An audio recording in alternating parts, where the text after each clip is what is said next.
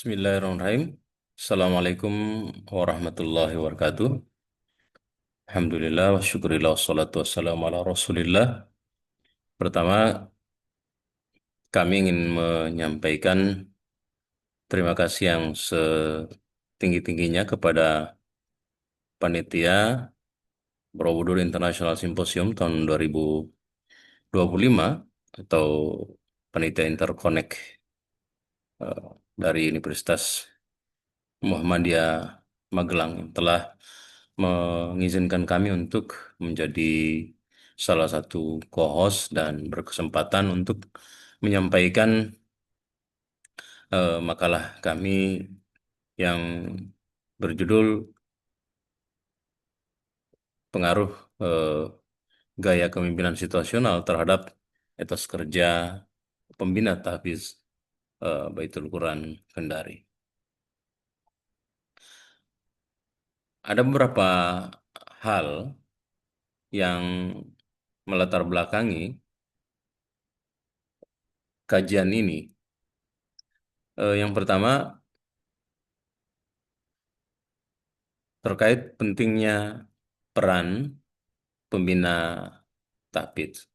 Kita ketahui bahwa keberadaan pembina tahfidz dan kami pikir dimanapun itu adalah sebagai ujung tombak keberhasilan program tahfidz. Jadi mereka bergiat dalam pembelajaran, termasuk juga menjadi model bagi santri dalam aspek akhlak. Karena mereka juga bergaul sehari-hari dengan santri lebih banyak, eh, maka mereka juga menjadi motivator bagi para santri. Yang kedua, mengapa kita membicarakan soal etos kerja pembina? Karena persoalan etos kerja ini tentu sangat berkaitan erat dengan posisi seorang pembina eh, dalam melaksanakan program-program tahfidz eh, dalam hal ini di Baitul Quran Kendari. Tanpa etos kerja yang tinggi, maka mustahil program-program tahfidz di suatu pondok itu dapat berjalan sebagaimana mestinya.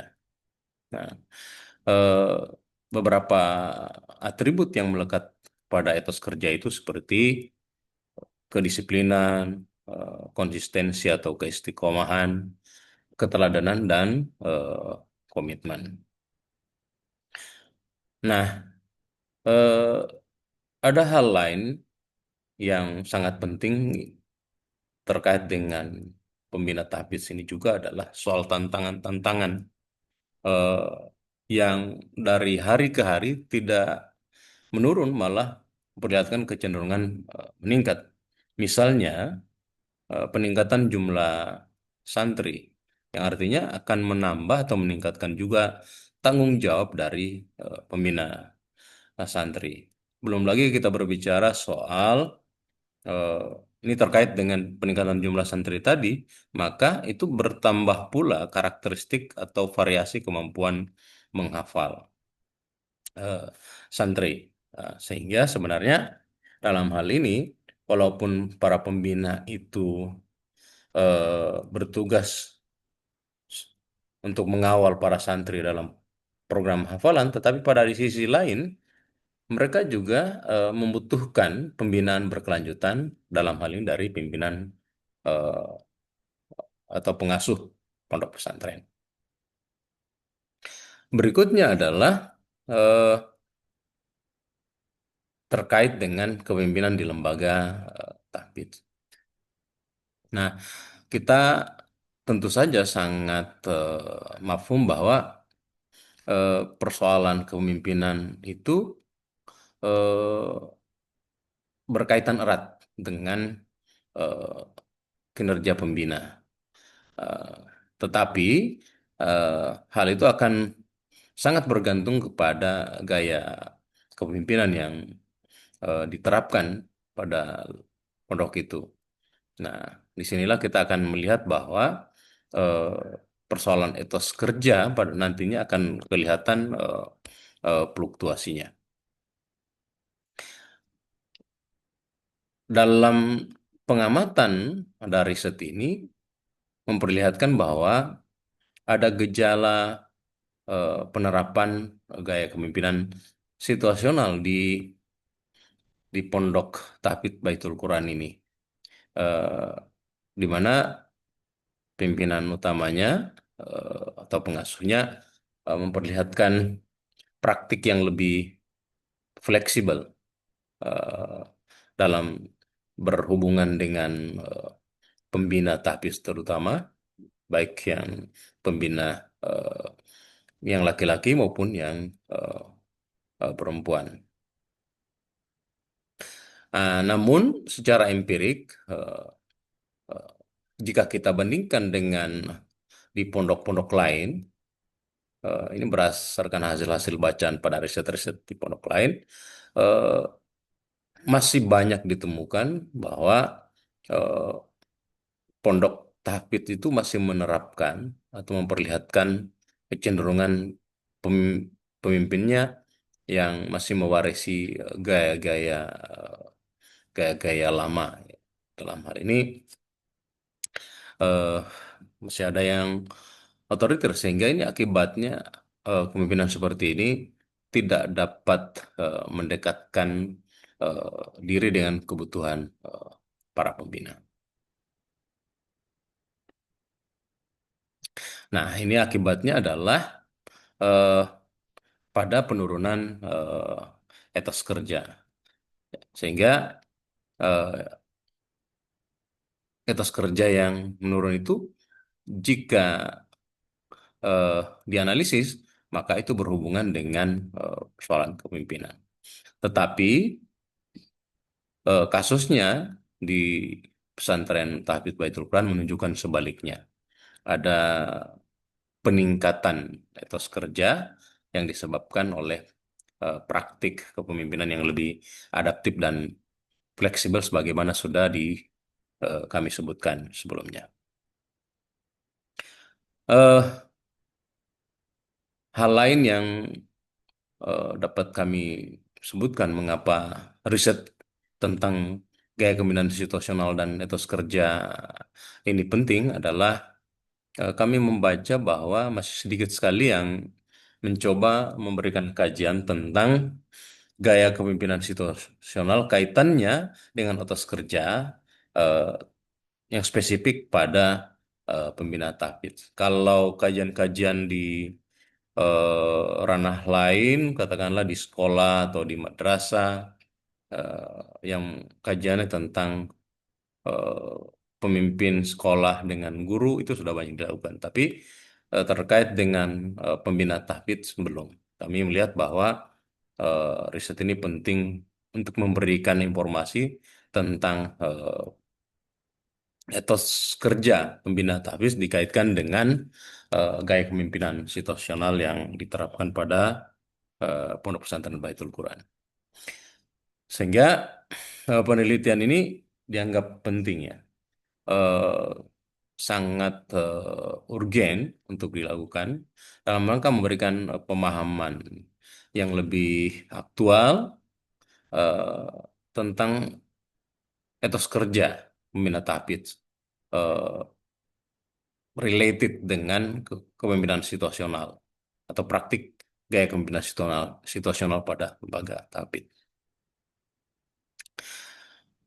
Sebagaimana telah kami sampaikan tadi bahwa salah satu yang menjadi sorotan kami adalah bahwa objek penelitian yang spesifik ini eh, yaitu pembina tahfidz Baitul Quran dari kami melihat ini sebagai sesuatu yang baru ya.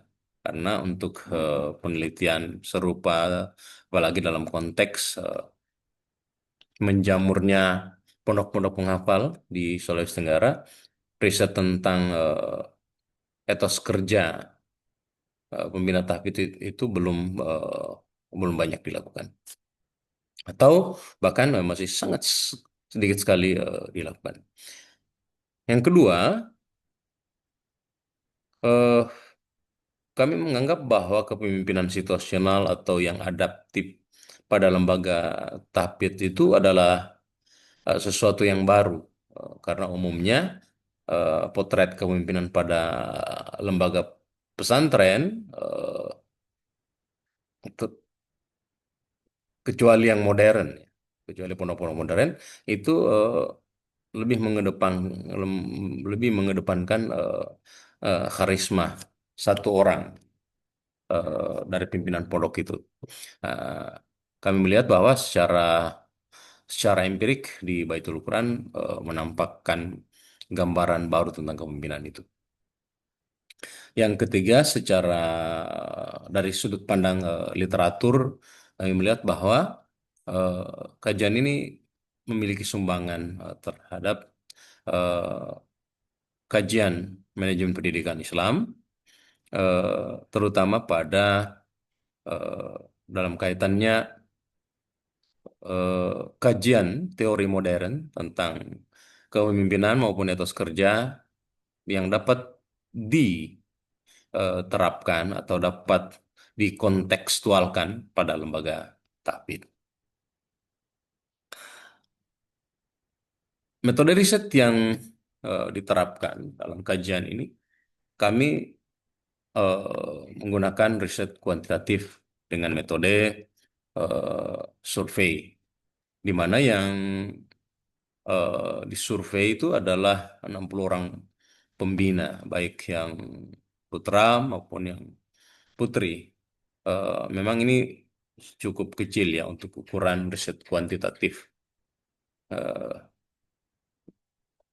Riset kuantitatif ya. Jadi eh, kami melihat peluang untuk melakukan riset ini memang di pondok tersebut karena kita melihat gejalanya bahwa etos kerja pembinanya cukup tinggi, kemudian perilaku atau gaya kepemimpinan pengasuhnya, atau pimpinan utamanya memperlihatkan kepemimpinan yang adaptif. Sehingga kami hanya fokus eh, untuk mengkaji pembina di Pondok Tapis Baitul Quran Kendari yang jumlahnya 60 orang. Sehingga dengan itu, maka sampel dalam riset ini kami ambil 60 juga. Ya, artinya bahwa semua populasi itu kita jadikan sebagai sampel atau total sampling. Eh, Teknik pengumpulan data yang digunakan pada riset ini adalah kuesioner atau angket. Kemudian data yang terkumpul selanjutnya akan dianalisis dengan menggunakan statistik deskriptif dan statistik inferensial. Hasil penelitian yang pertama tentang deskripsi hasil riset variabel X ya atau gaya kepemimpinan situasional, eh, kita bisa secara sederhana membuat gambaran eh, 4 indikator dari variabel ini, yaitu coaching sebesar 68%, sporting 54%, directing 40%, dan delegating 28%. Skor rata-ratanya adalah 4,12 atau berkategori baik. Apa yang dapat kita baca apa, atau kita pahami dari hasil ini adalah bahwa pemimpin cenderung menerapkan gaya pembinaan yang memberikan arahan sekaligus dukungan emosional sesuai karakteristik lembaga tahfidz yang membutuhkan kedisiplinan dan keteladanan. Yang kedua, etos kerja pembina tahfidz. Ada 5 indikator yang diajukan dalam riset ini. Yang pertama, kedisiplinan dengan skor 4,30, keistiqomahan atau konsistensi 4,35, tanggung jawab 4,25, motivasi kerja 4,20, komitmen pembinaan hafalan 4,31. Skor rata-ratanya adalah 4,28 juga dengan kategori tinggi. Artinya, dari data ini, kita dapat mengatakan bahwa etos kerja pembina tahfidz di Baitul Quran Kendari tergolong tinggi. Terlihat dari konsistensi, keteladanan, dan komitmen komitmen mereka dalam mendampingi hafalan santri. Kita beralih pada interpretasi hasil analisis regresi linear sederhana. Yang pertama, hasil regresi menunjukkan bahwa atau hasil interpretasinya menunjukkan bahwa setiap peningkatan 1 poin pada gaya kepemimpinan situasional berakibat peningkatan etos kerja pembina sebesar 0,68 poin. Yang kedua, signifikansi pengaruh. Gaya kepemimpinan situasional berpengaruh signifikan terhadap etos kerja pembina tahfidz. Dan yang ketiga, koefisien determinasi. Bahwa gaya kepemimpinan situasional berkontribusi 51,2% terhadap peningkatan etos kerja pembina tahfidz. Sisanya 48,8% dipengaruhi oleh faktor lain. Bisa saja budaya lembaga, motivasi spiritual, lingkungan kerja, dan pengalaman pembina. Berdasarkan riset ini, maka dapat ditarik kesimpulan bahwa gaya kepemimpinan situasional memiliki pengaruh signifikan dan positif terhadap etos kerja pembina tahfidz di Baitul Quran Kendari. Pemimpin yang mampu menyesuaikan pola kepemimpinannya dengan kondisi pembina dapat meningkatkan kedisiplinan, komitmen, konsistensi, dan produktivitas kerja. Penerapan gaya kepemimpinan adaptif sangat relevan untuk memperkuat kualitas lembaga tahfidz dan mempercepat pencapaian target hafalan santri.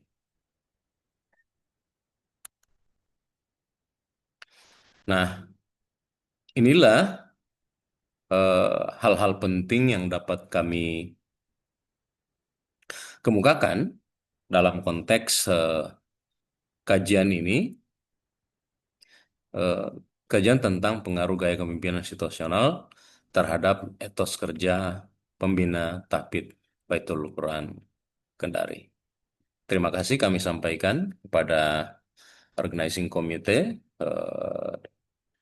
BIS yang ketujuh atau ICONEC tahun 2025 atas kesempatan yang diberikan kepada kami untuk dapat sharing pengetahuan di forum ini.